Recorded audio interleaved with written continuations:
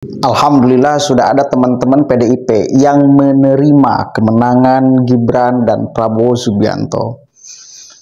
Bahkan ada yang mengucapkan selamat. Tapi sebelum saya masuk ke videonya, kita akan lihat dulu wejangan dari Profesor Mahfud MD kepada kita semua sebagai masyarakat Indonesia menghadapi pesta demokrasi dan setelah pencoblosan.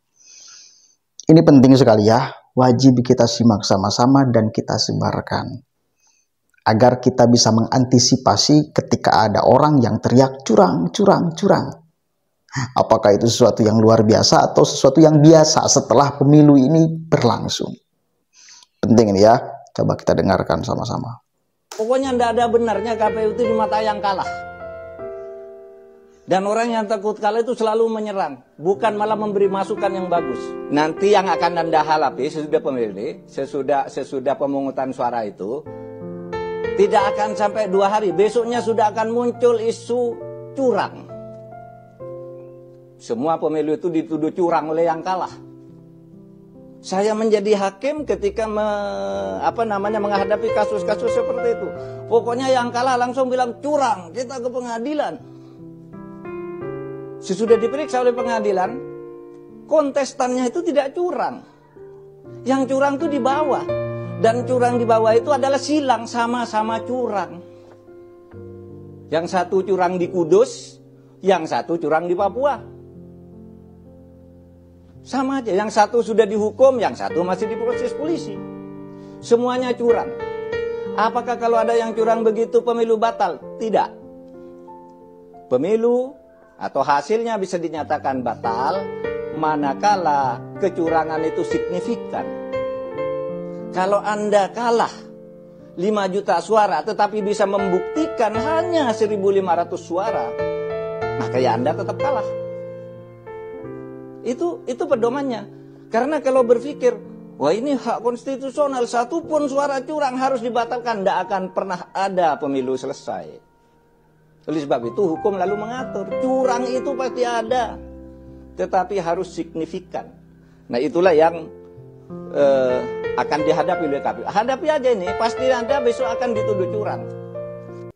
Oke, jelas itu wejangan Profesor Mahfud MD.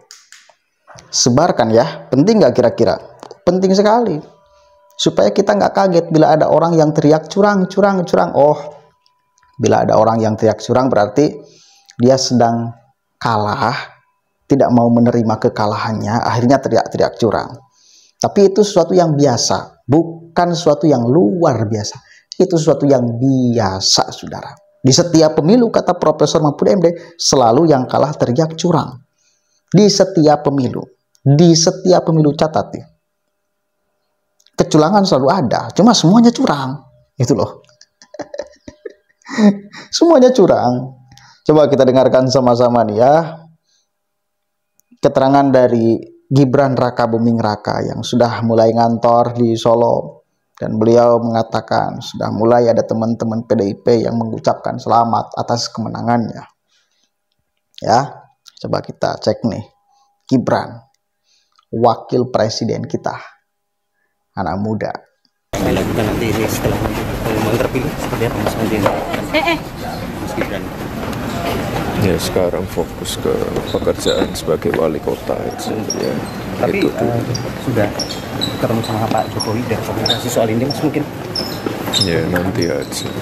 Ya, kita bahas nanti. Saat ini kita melanjutkan tugas sebagai wali kota itu.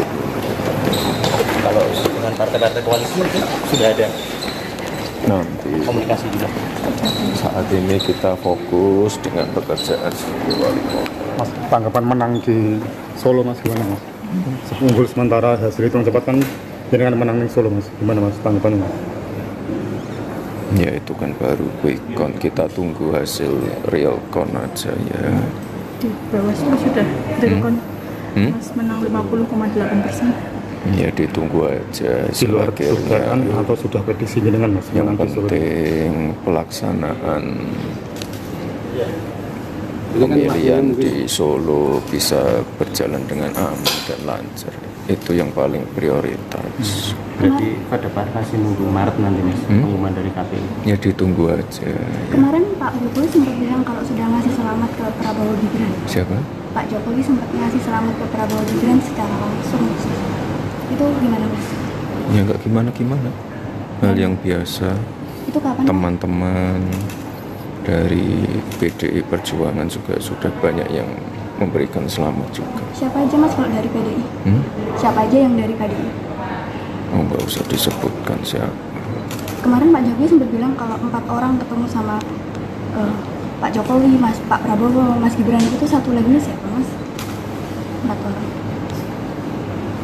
Nanti aja kita bahas itu ya. Sudah dapat ucapan dari Pak Jokowi itu. Mas, mobilnya ditinggal kemarin kenapa Mas? Kok ditinggal di depan?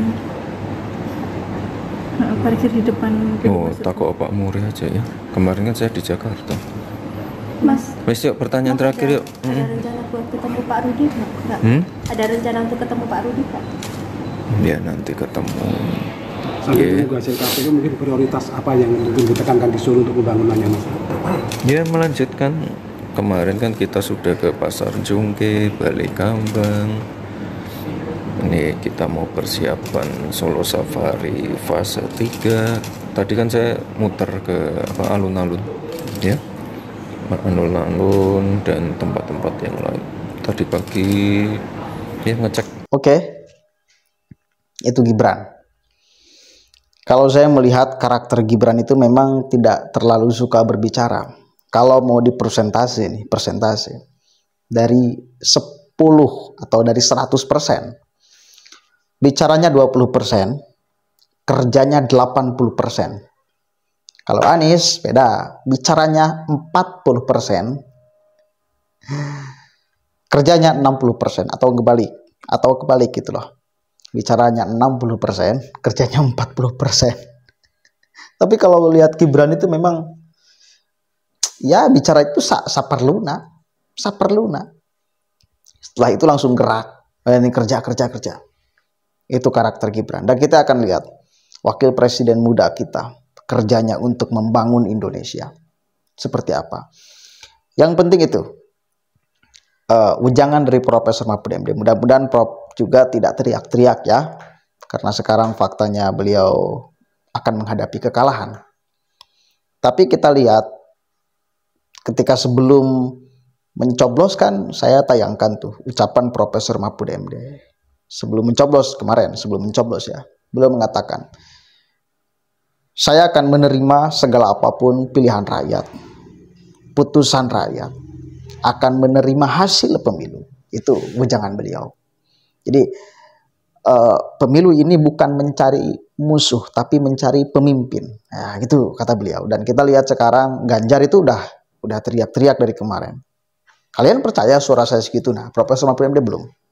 Kita belum lihat ada teriak di media sosial. Ya mudah-mudahan enggak ikut ngobrol, karena orang akan mencatat, mengingat ucapan Profesor Mahfud MD beberapa tahun yang lalu yang mengatakan setiap pemilu yang kalah selalu teriak curang. Nah, bahaya itu bakal diputar ulang bila Profesor Mahfud MD ikut teriak memprovokasi masyarakat karena tidak menerima kekalahan.